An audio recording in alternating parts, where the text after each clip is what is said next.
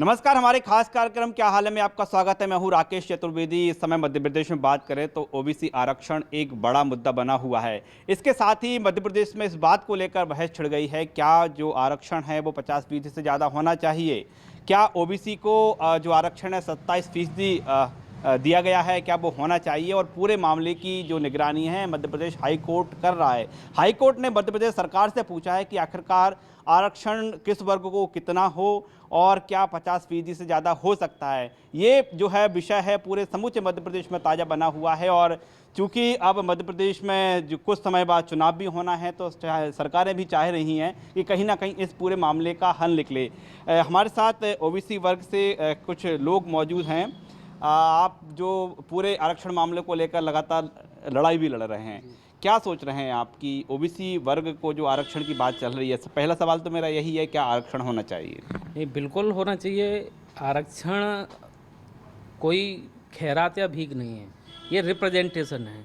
जो बरसों से पीछे रह गए हैं, आज भी दुनिया कहाँ निकल गई है, उसके बाद भी लोग गरीब हैं, बेसहारा हैं, मजदूर हैं, वो हर वर्ग में होते हैं।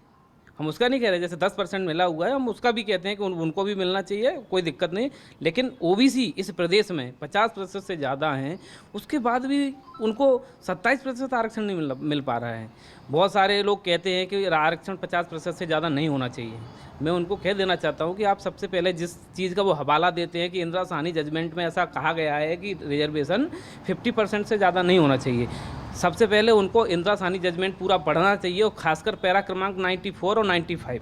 पैरा क्रमांक 94 और 95 में लिखा गया है कि यदि किसी भी प्रदेश में ओबीसी की जनसंख्या 50% से ज़्यादा होती है या किसी भी वर्ग की जनसंख्या ज़्यादा होती है और वहाँ के लोग सामाजिक स्थिति से, आर्थिक स्थिति से और शैक्षणिक स्थिति से पिछड़े हुए हैं, तो उनको रिजर्वेशन दिया जा सकता है। वो वहाँ की आबादी और वहाँ की सरकार के ऊपर डिपेंड करता है कि वो कितने प्रतिशत आरक्षण को देना चाहती है। एक चीज़ आप बात करते हैं कि 27% कैसे होगा।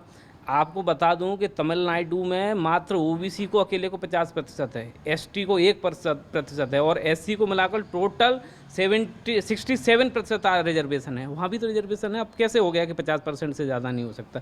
अब ये 50% का पैराग्राफ की बात करोगे कि उसके ऊपर निकल रहा है, तो जैसे 10% दिया गया है। अभी मध्य प्रदेश में रिजर्वेशन की स्थिति वो है कि 14% ओबीसी को, 16% एससी को और 20% एसटी को। 50% हो गया, लेकिन आपने 10% दिया तो वो भी तो 50 के बाद हो रहा है।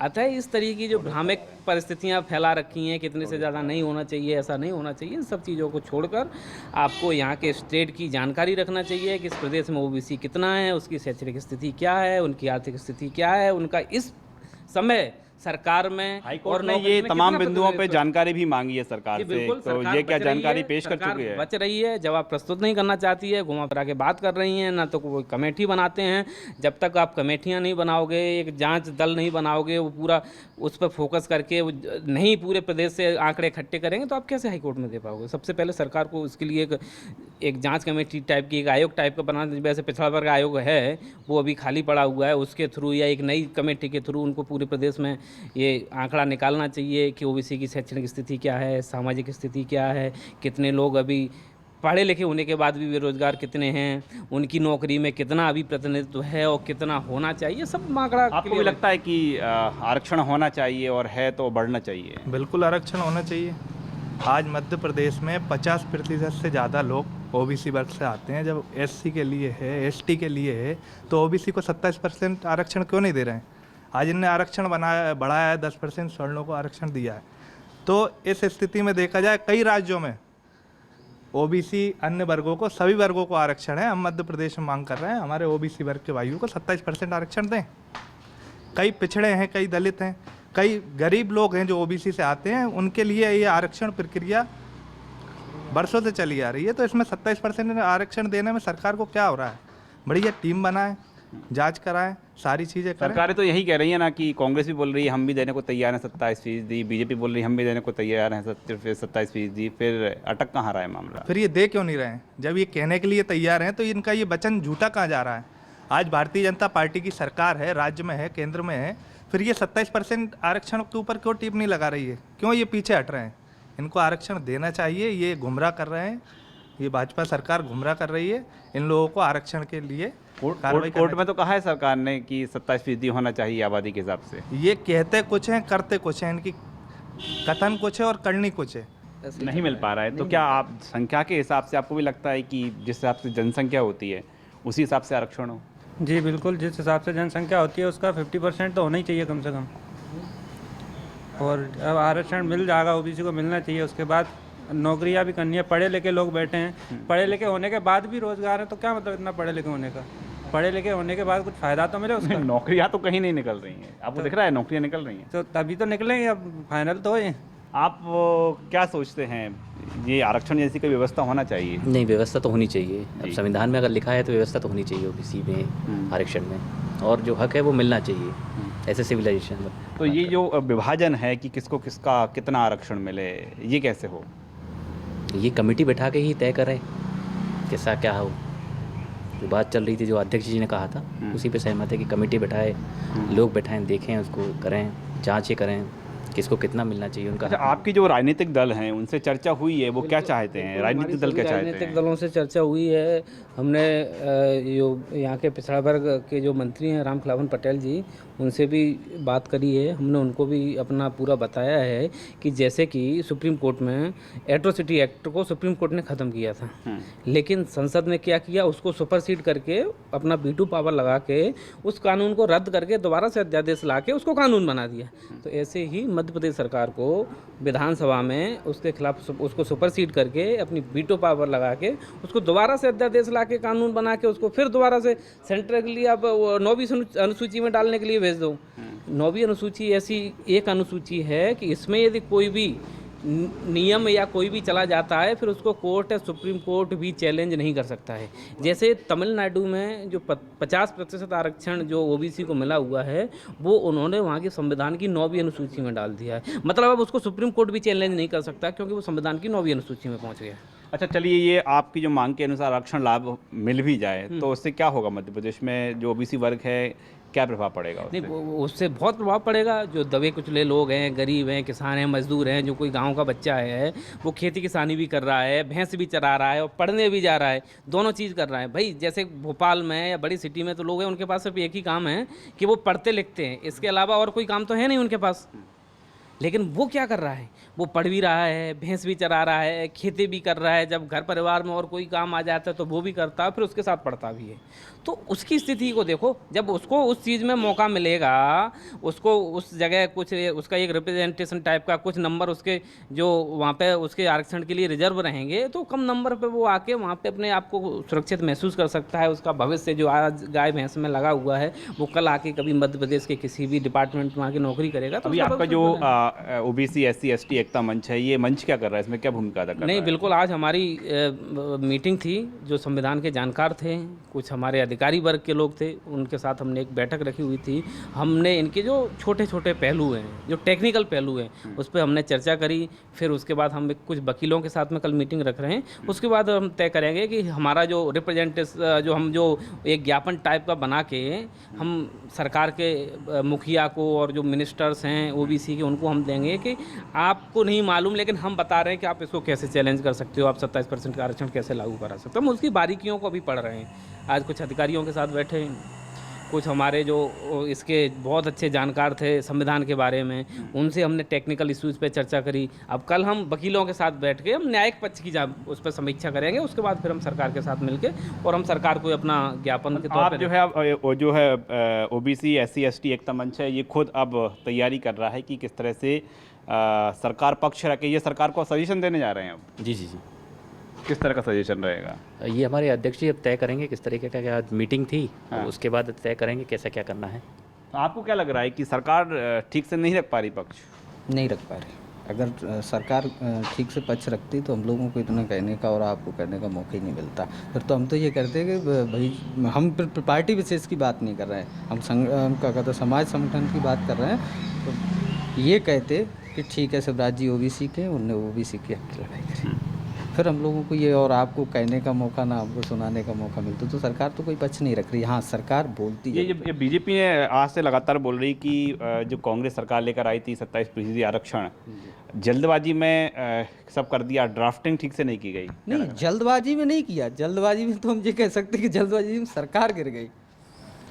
अगर 5 साल तक रुकती सरकार तो हमें जैसे शुरू के 1-2 महीने में जैसे 27 आपने अब तक अध्ययन किया है पूरे मामले का, क्या वाकई जल्दबाजी में लेकर आ गए थे? नहीं, मेरा ये कहने का मतलब है, देखो आरोप प्रत्यारोप तो बहुत चीज़ें रहती हैं। चलो हम मानते हैं कि वो उनका कहना है कि वो जल्दबाजी में लेके आ गए, तो आप उसको सुधार करो ना भाई। उन्होंने 27% का ये दिल तो दिखाया, उनके अंदर इतना दिल तो है कि उन्होंने 27% को अध्यादेश ला के उन्होंने उसको लागू करके और आपको दे दिया। वो कोर्ट में चैलेंजेबल हुआ, उनकी जिम्मेदारी बनती थी कि उसको पूरे तरीके से उसका क्वांटिटी डाटा को निकलवाएं, उन सब चीज़ों को करवाएं, वो उन सब निकलवा के हाई कोर्ट में अपना जवाब प्रस्तुत करें और 27% को रिजर्वेशन ओबीसी को दिलवाएं। लेकिन वो सरकार चली गई। अब उसकी जिम्मेदारी किसकी है? जो प्रेजेंट में सरकार है, वर्तमान सरकार है ना। हम धन्यवाद करते हैं कमलनाथ जी का कि उन्होंने 27% आरक्षण दिया। यदि हम इससे दोगुनी तरीके से हम धन्यवाद करेंगे माननीय शिवराज सिंह चौहान जी का, वो तो हमारे वर्ग के हैं, कि यदि वो हमको 27% आरक्षण दिलाते। हम किसी सरकार के और किसी पार्टी के साथ में नहीं, हम समाज के साथ में, जो समाज का भला करेगा हम उसके साथ कंधे से कंधा मिला के काम तो करेंगे। आपको क्या लग रहा है कि अब गाड़ी कहाँ अटक रही है? गाड़ी केवल यहीं अटक रही है। भाजपा सरकार बिल्कुल संवेदनशील नहीं है पिछड़ों के लिए, दलितों के लिए।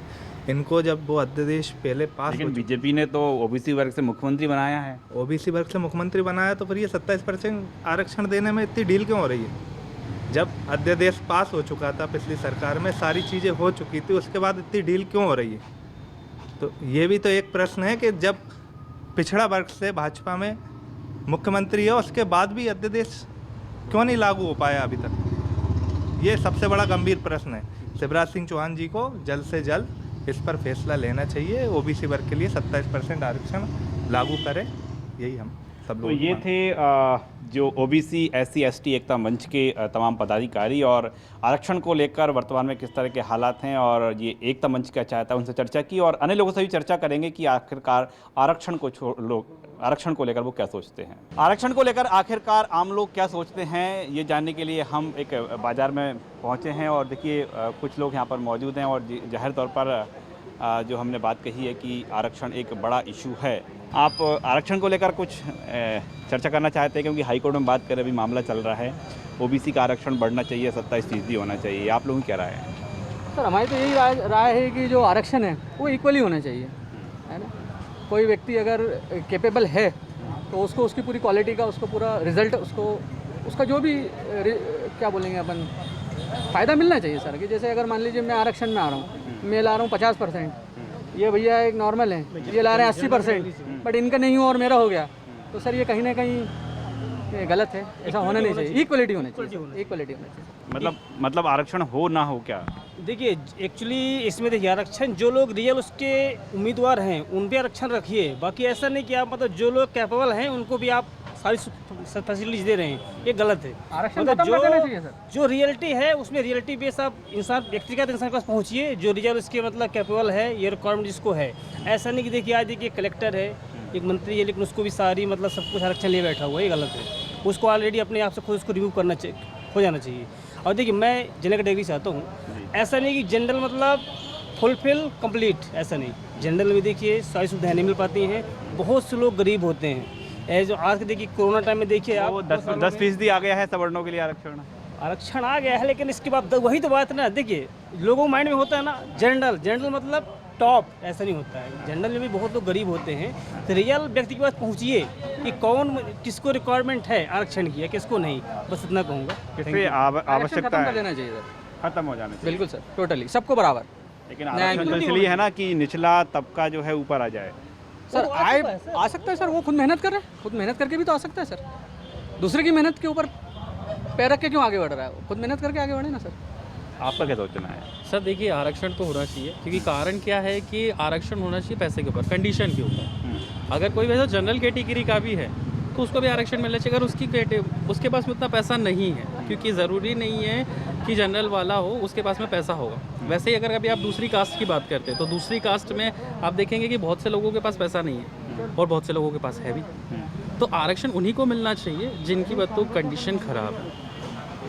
अगर कभी आप देखेंगे कि कोई जनरल कैटेगरी में और उसके ये जो चर्चा होती है उसे आर्थिक आधार पर आरक्षण कहा जाता आर्थिक है। आधार पे, बिल्कुल सही कह रहे हैं आप, इसको आर्थिक आधार पे लेना चाहिए, जातिगत आधार पे ना ले तो बेहतर होगा। जातिगत पे लेंगे तो वो एक अलग चीज़ हो जाएगी, वो तो जिसके पास में पैसा है वो तो वो उसको भी आरक्षण मिल रहा है, वो गलत है। आरक्षण मिलना चाहिए, आपकी कंडीशन क्या है, जातिगत नहीं होना चाहिए, पैसे के ऊपर डिपेंड होना चाहिए। अगर आपके पास पैसा नहीं है तो आपको बिल्कुल मिलना चाहिए। आम आदमी के बाद अब जानते हैं कि आखिरकार सवर्ण आरक्षण को लेकर क्या सोचते हैं और जो आरक्षण बढ़ाने की मांग उठ रही है उस पर सवर्ण किस नज़रिए से देखते हैं। पहले तो मेरा यही सवाल है कि आरक्षण होना चाहिए नहीं होना चाहिए। देखो, आरक्षण होना चाहिए, लेकिन गरीब लोगों को आरक्षण की सुविधाएं मिलना चाहिए और गरीब आरक्षण आर्थिक आधार पर होना चाहिए। और ये सवर्ण वर्ग नहीं है, सपाक्स पार्टी सवर्णों की पार्टी नहीं है, ये देश में उन लोगों की पार्टी है जो आर्थिक रूप से बहुत गरीब और निचले स्तर के लोग हैं, उनके लिए सपाक्स पार्टी बनी हुई है और उनके लिए सपाक्स पार्टी लड़ रही है। आरक्षण को मुद्दे को लेकर भी आपकी कोई वो है, आप भी कोई सीधे तौर पर इसमें इन्वॉल्व हैं या फिर कुछ कोई पार्टी का कोई इसमें हिस्सा नहीं है आरक्षण? नहीं, आरक्षण का हिस्सा का मतलब है जो भी आरक्षण 50% देश में दिया जा रहा है, जिसको संविधान में बाबा साहब अम्बेडकर साहब जो लिख के गए हुए हैं कि 50% आरक्षण की जो वार्ता है, वो 50% जो आरक्षण है वो गरीब तबके के हर व्यक्ति को मिलना चाहिए, आर्थिक आधार पर मिलना चाहिए कि न कि जात के आधार पर मिलना चाहिए। रही अभी जो ओबीसी की बात आप लोग कर रहे हैं कि ओबीसी को 27% आरक्षण की व्यवस्था, मैं तो कह रहा हूँ ये जात के आधार पर आरक्षण की व्यवस्था टोटल खत्म होनी चाहिए, केवल आर्थिक आधार पर आरक्षण मिलना चाहिए। जो आर्थिक आधार पर संविधान में लिखा हुआ है उसके आधार पर केवल गरीबों को मिलना चाहिए, कोई जातिवाद में व्यवस्था नहीं होनी चाहिए। आप जो बात कही है कि 50% से ज़्यादा ना हो, तो क्या फिर तो सब कुछ नए सिरे से करना होगा, क्योंकि अभी तो सवर्ण गरीबों को भी 10% आरक्षण लागू हो गया है। नहीं, नए सिरे से तो करने की आवश्यकता नहीं है। अगर जो आरक्षण की बात कर रहे हैं अपन, तो आरक्षण जातिगत आधार पर होना चाहिए, ना कि अपन किसी जाति विशेष पे, आर्थिक आधार पे आरक्षण होना चाहिए आपका। मेरा यही है। आपका यही है जी। तो अब कोर्ट में तो पूरा मामला चल रहा है। मैं बता देना चाहता हूं कि अगर प्रत्येक परिवार के जो सबसे निचले गरीब स्तर है एक बार आरक्षण दिया जाए तो धीरे धीरे आरक्षण उस गरीब तक पहुंच जाएगा। आज जाति के आधार पर जो आरक्षण दिया जा रहा है और उसमें क्रीमी लेयर बराबर उसका फ़ायदा उठा रहा है, इसकी वजह से गरीब को इसका कोई फ़ायदा नहीं है। सिर्फ आर्थिक आधार पे और एक परिवार को एक बार आरक्षण मिलना चाहिए। ये क्रीमी लेयर की जो बात कर रहे हैं आप, थोड़ा सा उसको डिफाइन करेंगे, किस तरह की बात कर रहे हैं? क्रीमी लेयर जिनकी इनकम इतनी है कि वो सक्षम है हर तरह से, सिर्फ गरीब जिसको उठाने के लिए भीमराव अंबेडकर जी ने भी यही कहा था कि उस गरीब को उठाना, इसलिए आरक्षण की ज़रूरत है। तो आज उस गरीब को उसका फ़ायदा बिल्कुल नहीं है। वो गरीब जब हम उठा लेंगे, उसको शिक्षित बना लेंगे, तो उसको भी आरक्षण की ज़रूरत नहीं पड़ेगी। तो किस तरह डिफाइन आप थोड़ा करेंगे कैसे कि क्रीमी लेयर जैसे कि आरक्षण है, आरक्षण का लाभ मिल गए, अफसर बन गए या फिर कोई बड़े जनप्रतिनिधि बन गए, किस तरह से आप क्या कहना चाह रहे हैं? जो समृद्ध हो गए, जो एक बार फ़ायदा ले चुके हैं, जो नौकरी में आ चुके हैं, उन्हें आरक्षण बिल्कुल छोड़ देना चाहिए या सरकार को उनके लिए बंद कर देना चाहिए। जो हमारा गरीब ग्रामीण अंचल में है, परेशान है, उसके युवा को पढ़ा के आगे बढ़ा के शिक्षित करके उसको आर्थिक आधार पर आरक्षण देना चाहिए। तो आपको क्या लगता है कि ये जो आरक्षण है ये निचले तक स्तर तक नहीं पहुंचा है अभी? जी बिल्कुल नहीं पहुंचा। आप यहीं पे थोड़ी दूर पे चले जाइए, ये तो खैर शहरी इलाका है। आप यहाँ से तो ये जब 2018 का समय था, जब हम लोग ये जो एट्रोसिटी एक्ट आया था, इस पे हम जब जनता के बीच उनको जागरूक करने के लिए पहुँचे थे, तब जिनके लिए बना उन्हें नहीं पता। जैसे हमने 3-4 लोग तकरीबन हमने 50 लोगों से जनसंपर्क किया और उन्होंने आरक्षण शब्द ही पहली बार सुना था। अब आप ज़रा कल्पना कीजिए, जो व्यवस्था जिसके लिए है उसी को नहीं पता कि ये क्या है। तो कहने का मतलब ये है कि साहब कम से कम आप समीक्षा तो करो। यहाँ तो समीक्षा के नाम पे लोग वाग ऐसे उबल पड़ते हैं जैसे कि भाई किसी ने बंदूक तान दी हो या तुम्हारे मतलब हम जान ले रहे हैं। कहने का मतलब ये है कि अगर किसी एक व्यवस्था किसी के लिए है, उसके भविष्य को सुधारने के लिए है और उस तक 70 सालों में नहीं पहुंच पा रही है, तो इसका मतलब ये है कि उसमें सुधार की आवश्यकता है। संविधान में संशोधन हुए हैं, क्यों हुए हैं? इसलिए हुए हैं क्योंकि उसकी ज़रूरत थी।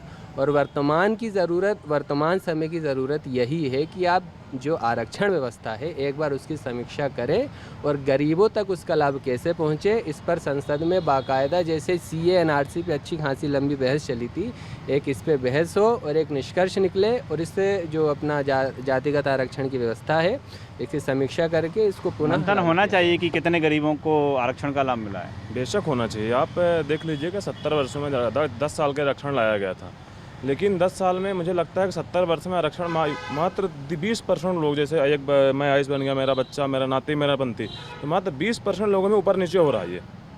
उसके अलावा 20-30% नहीं हुआ। तो जो कि निचले तर्क के ST SC वर्ग के लोग, आप गाँव में चले जाइए, किसानों से मिले, तो उनको आरक्षण का कोई मतलब ही नहीं मिल रहा, ना उनको इसको एक योजनाओं का लाभ मिल रहा है, ना आरक्षण से उनको शिक्षा जो कि उन्हीं के लिए है ना, उन्हीं को नहीं पता है। वो मात्र 20 वर्ग उनके ST SC वर्ग के जो 20% लोग हैं, IAS IPS बन गए, उन्हीं के बीच में ऊपर नीचे उनके नाती पंती बार बार वही ले रहे हैं। आपको क्या लगता है?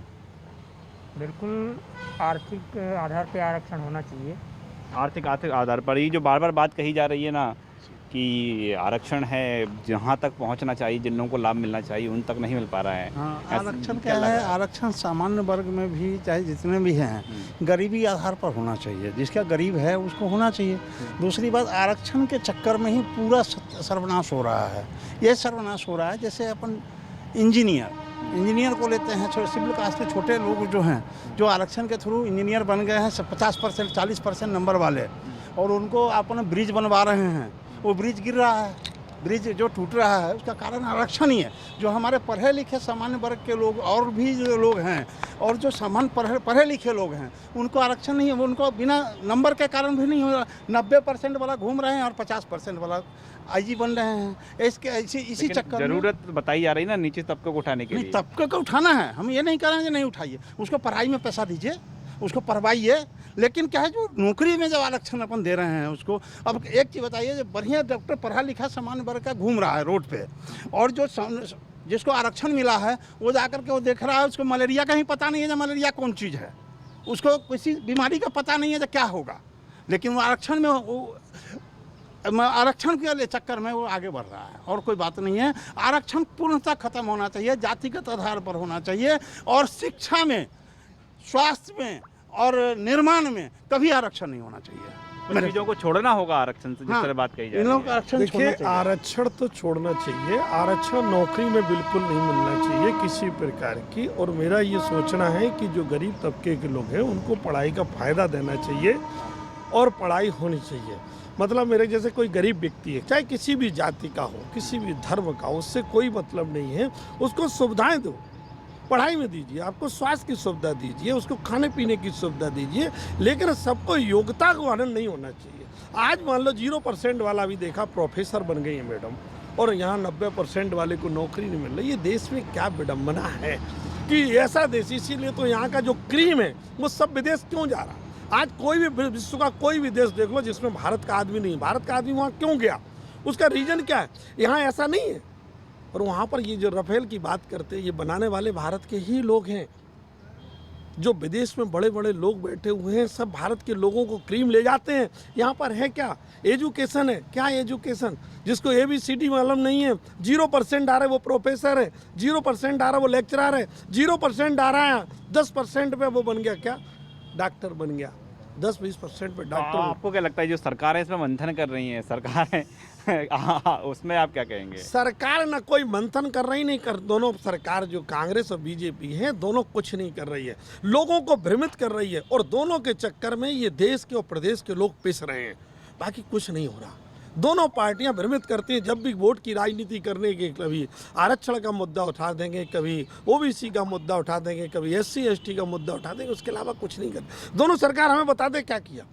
आज 10 साल के लिए दिया गया था, आज 70 साल हो, क्या किया आप। उसके आरक्षण की बात उन्होंने तो आजकल आरक्षण आप देखिए विधानसभा में दे दिया, 10 साल के लिए अभी आप नगर पालिका में दे दिया। आरक्षण को खत्म करना ही नहीं चाहते राजनेता लोग। सवर्णों को आरक्षण दिया है 10% का, इसको लेकर आपकी क्या प्रतिक्रिया है? मेरी ये प्रतिक्रिया है कि पहले तो था नहीं आरक्षण, अभी जो आरक्षण दिया गया है तो मैं तो चाहता हूँ कि वही आरक्षण ना दिया जाए। आरक्षण जो है जातिगत के आधार पर दिया जाए, स्थिति को देखते हुए किया जाए। आपका क्या मानना है 10% सवर्ण आरक्षण को लेकर? ये 10% आरक्षण सवर्णों ने नहीं मांगा था, सवर्णों की एक ही आवाज़ थी कि गरीब जो है, हर वर्ग का गरीब है, उसको आर्थिक आधार पर इस आरक्षण का लाभ दिया जाए। लेकिन चुनाव जीतने के चक्कर में इन लोगों ने लालच बस ये 10% आरक्षण, क्या लग रहा है चुनावी प्रक्रिया चल रही है पूरी? बिल्कुल बिल्कुल। देखिए 10% की मांग आपने किससे की? किसने की थी आपसे? किसी ने नहीं की थी। आप 3 स्टेट हार गए, उसके बाद आप एकदम से 10% का आरक्षण का मुद्दा लेके आ गए। मांग जबकि ये थी कि जो जातिगत व्यवस्था है आरक्षण की, उसको आप आर्थिक आधार पे लेके आइए। आपने 10% और बढ़ा दिया तो वो बढ़ के 50% से ज़्यादा हो गया। मैंने जो जनरल कैटेगरी के लोगों को पहले 50% पे कंपटीशन पे मिलता था, वो 10 सीटें और कम हो गई, अब वो 40 पे आ गया, तो देश की योग्यता जाएगी कहाँ पे? तो क्या आर्थिक आधार पर आप आगे जा रहे हैं कहीं? कहाँ जा रहे हैं आर्थिक आधार? बताइए, आर्थिक आधार है ही ना, जाएंगे कहाँ? हमारा तो मानना है कि आरक्षण आर्थिक शिक्षा में आप एक वर्ग में दो, तो यहाँ क्या हुआ? शिक्षा में आरक्षण, पढ़ाई में आरक्षण, प्रमोशन में आरक्षण, नौकरी में, ये कि व्यक्ति को कितने बार आरक्षण दोगे आप? क्या करने वाले हैं आप?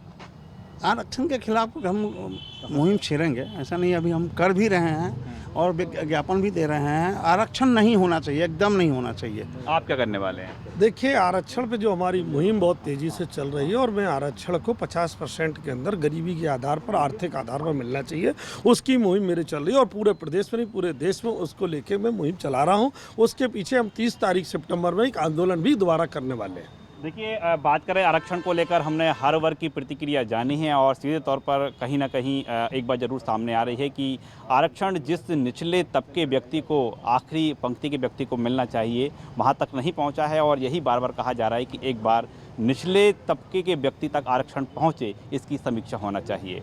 कैमरामैन लवनी सैनी के साथ राकेश चतुर्वेदी, न्यूज़ 24 भोपाल।